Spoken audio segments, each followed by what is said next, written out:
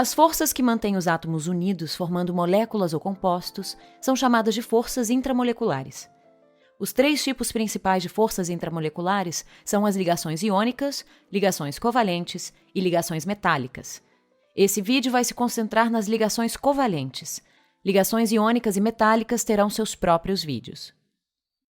Ligações covalentes são estáveis porque os átomos de ligação chegam a configurações de gás nobre ao dividirem elétrons.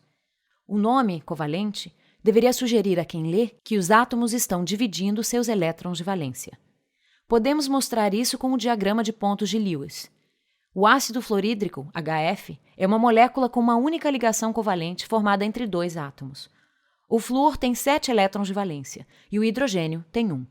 Por dividirem 2 elétrons em uma ligação, o hidrogênio agora tem 2 elétrons de valência e tem a mesma configuração de elétrons que o gás nobre hélio. O flúor agora tem 8 elétrons de valência e tem a mesma configuração de elétrons que o gás nobre neon. Podemos colocar os 2 elétrons compartilhados como uma linha no diagrama, representando assim a única ligação covalente. Às vezes, 2 átomos dividem mais de 2 elétrons, no caso de ligações covalentes duplas ou triplas. Podemos ver um exemplo disso no dióxido de carbono, CO2. A estrutura de Lewis fica assim. O carbono tem 4 elétrons de valência e o oxigênio 6. O carbono precisa de mais 4 elétrons para chegar ao estado de gás nobre. O oxigênio precisa de mais 2 para atingir o mesmo estado. Isso pode acontecer se o átomo de carbono formar 2 ligações duplas com cada átomo de oxigênio. Podemos colocar as 2 duplas de elétrons compartilhados no diagrama como 2 linhas, representando assim a ligação dupla. Se os 2 átomos numa ligação covalente forem idênticos, terão a mesma eletronegatividade. A ligação entre esses átomos idênticos é chamada de ligação covalente apolar. O hidrogênio, por exemplo, existe na natureza como uma molécula diatômica, H2. Os 2 átomos de hidrogênio puxam igualmente no par de elétrons divididos na ligação. Portanto, não há nenhuma direcionalidade ou polaridade na ligação.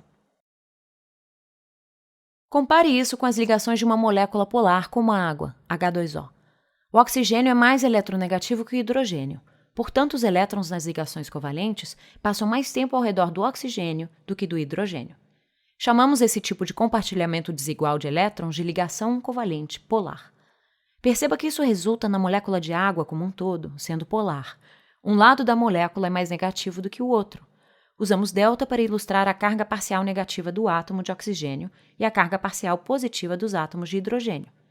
Usamos delta para distinguir essas cargas parciais das cargas completas dos íons. É possível se confundir com moléculas que contêm ligações covalentes polares e moléculas inteiramente polares.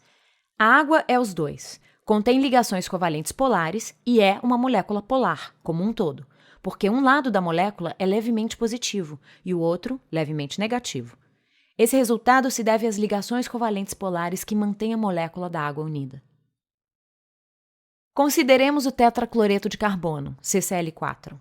O cloro é mais eletronegativo que o carbono. Então, essa molécula tem 4 ligações covalentes polares. Podemos pensar que, ao adicionarmos 4 ligações, essa molécula se tornará extremamente polar como resultado. Mas, na verdade, quando olhamos para a estrutura tridimensional, vemos que as 4 ligações apontam em 4 direções diferentes e acabam se cancelando entre si. Não se pode achar um lado do CCl4 que seja mais positivo ou negativo que o outro. Portanto, o tetracloreto de carbono, como um todo, é uma molécula apolar. Químicos geralmente medem a polaridade de uma ligação de acordo com uma escala estabelecida por Linus Pauling. Se a eletronegatividade relativa dos átomos de ligação difere por menos de 0,4 na escala de Pauling, a ligação é considerada covalente apolar.